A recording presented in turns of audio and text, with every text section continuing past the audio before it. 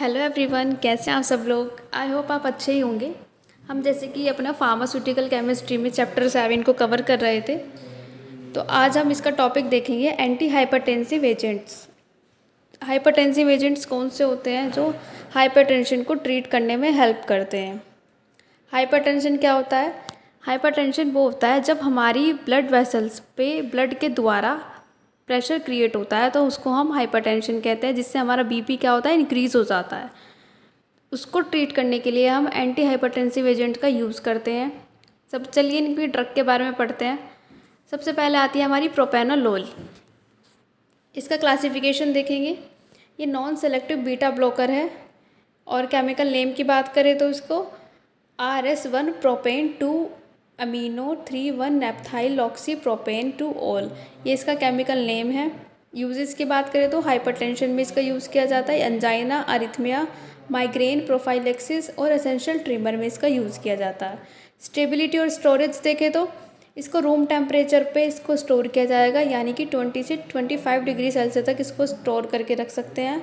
Light और moisture से इसको प्रोटेक्ट करते हैं। फॉर्मुलेशन देखें, ये ओरल टैबलेट में अवेलेबल होती है, ओरल सॉल्यूशन में अवेलेबल होती है और इंट्रावेनस इंजेक्शन में फॉर्मुलेट होती है। पॉपुलर ब्रांड्स कौन कौन से हैं? इंडीरल, हिमेंजियोल। कैप्टोप्रिल देखें तो कैप्टोप्रिल का क्लासिफिकेशन है एंजियोटेंसिन कन्वर्टिंग एंजाइम इनिबिटर, यानी कि जो एंजियोटेंसिन कन्वर्टिंग एंजाइम है उसको ये इनिबिट करती है। केमिकल नेम देखें 2S1 2S3 mercapto 2 methyl propanoyl L proline. Uses देखते हैं इसके। हाइपरटेंशन में यूज़ होगी, हार्ट फेलर में यूज़ होगी, डायबिटिक नेफ्रोपैथी में यूज़ होगी। स्टेबिलिटी और स्टोरेज देखें, रूम टेम्परेचर पे इसको स्टोर किया जाएगा जो मैंने आपको बताया, और लाइट और मॉइस्चर से इसको प्रोटेक्ट करेंगे। सिमिलर ही हैं सबके स्टोरेज और यूजेस। फॉर्मुलेशन देखें, ओरल टैबलेट में इसकी फॉर्मुलेशन आती है। पॉपुलर ब्रांड्स देखें तो कैपोटेन। थर्ड आती है हमारी रैमिप्रिल। इसकी क्लासिफिकेशन है ACE इनिबिटर। ये भी same angiotensin converting enzyme inhibitor है, जो इस एंजाइम को इनिबिट करने का काम करती है ताकि हमारा जो हाइपरटेंशन है वो इंक्रीज ना हो। केमिकल नेम देखें तो इसका केमिकल नेम जैसे आपको दिख रहा होगा। आगे देखते हैं हम इसका यूजेस। हाइपरटेंशन में इसका यूज़ होता है, हार्ट फेलर में और पोस्ट मायोकार्डियल इन्फेक्शन में। जो पोस्ट मायोकार्डियल इन्फेक्शन होता है उसमें क्या होता है, जो हमारा कार्डियक है यानी हार्ट है, जो मायोकार्डियल होता है, जो हमारा हार्ट होता है, उसमें जब ब्लड सही से पहुंच नहीं पाता, पंप, जिससे हमारा हार्ट सही से पंप नहीं कर पाएगा, उसी से हमारा पोस्ट मायोकार्डियल इन्फेक्शन कोज होता है।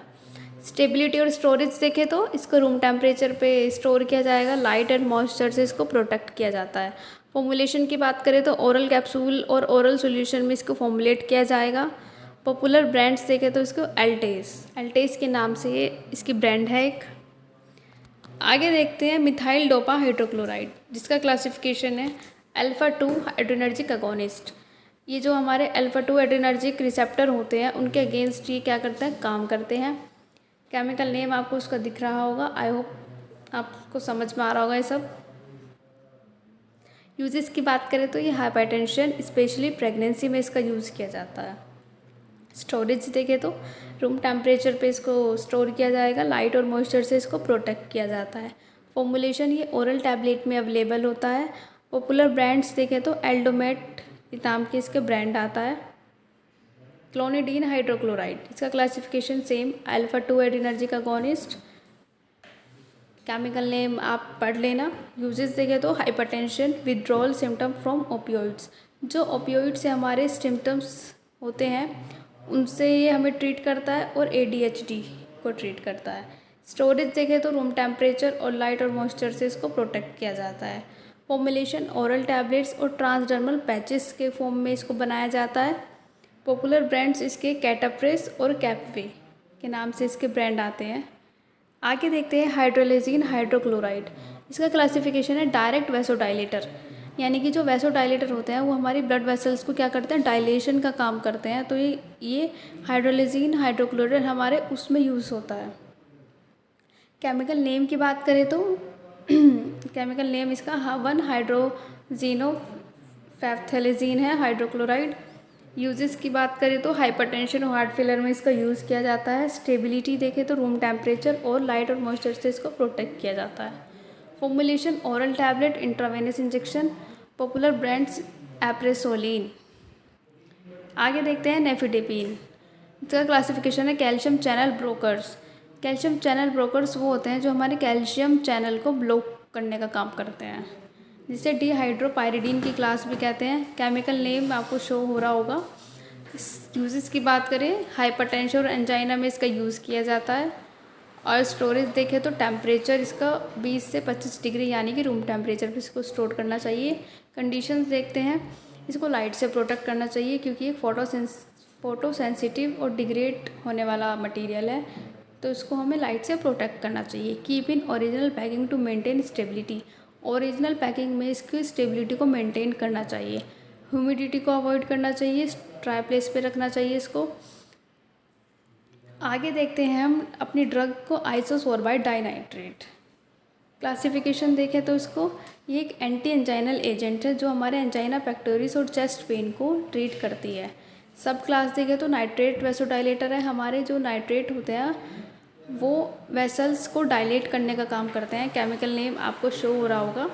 केमिकल स्ट्रक्चर देखते हैं। मोलिकुलर फॉर्मूला इसका C6H8N2O8 है।